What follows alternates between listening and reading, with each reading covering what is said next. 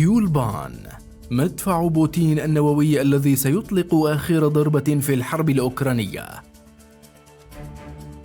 كثيرة هي مدافع الميدان والهاوتزر والهاون الروسية، لكن أكثرها إثارة هو مدفع تيولبان النووي، مدفع هاون عملاق بمقدور قذيفة واحدة منه تحويل مدينة كييف الأوكرانية إلى مدينة خالية من الحياة وأرض ينبعث منها الرماد المشع.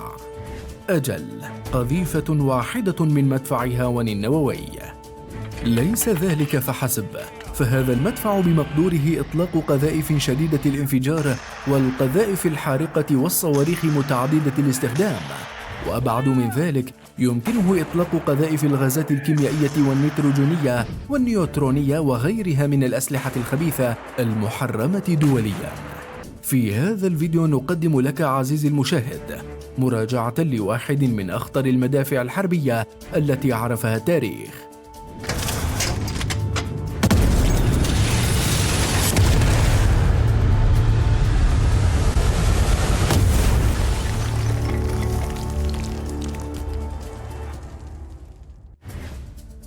القدرات القتالية. على الرغم من تصنيف تيولبان ضمن مدافع الهاون، إلا أنه محمول على عربة مجنزرة نظرا لضخامته، حيث يبلغ عيار سبطان 240 ملم.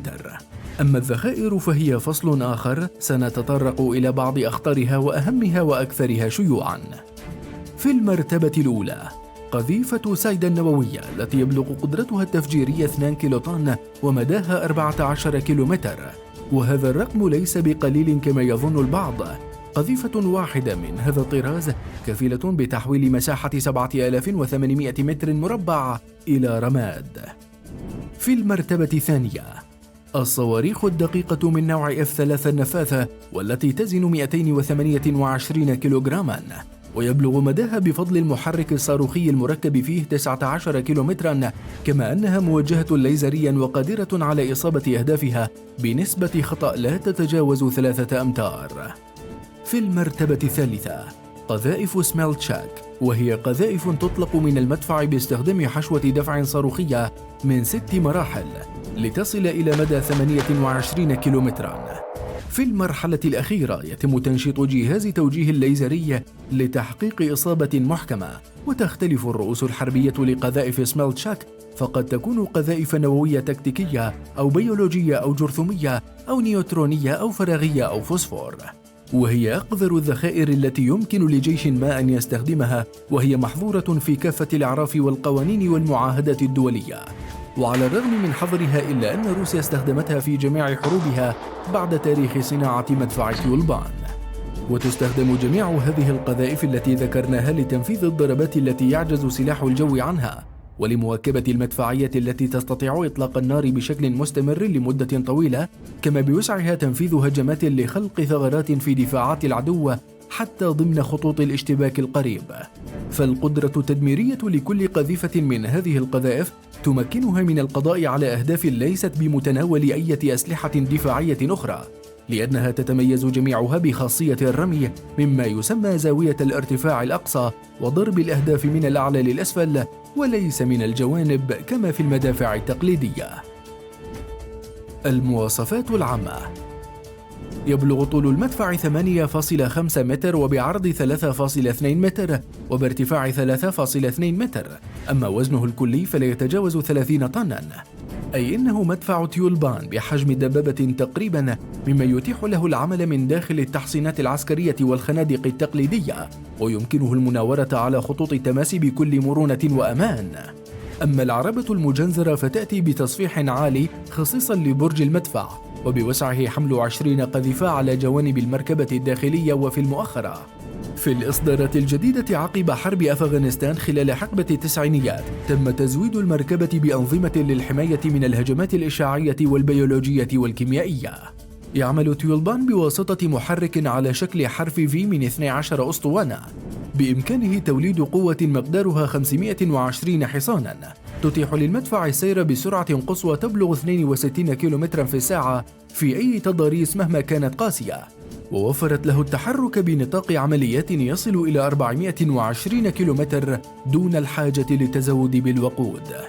وللمدفع أيضا نظام تحميل آلي ومجهز بروافع هيدروليكية لموازنة المدفع عندما يكون رابضا في مناطق وعرة أو أرضيات غير مستوية. تعطي هذه الروافع ثباتا أكبر مع الرمي المستمر، مما يوفر على طاقم ضبط أنظمة التسديد بين القذيفة والأخرى، وبالنتيجة تحقيق إصابات عالية الدقة.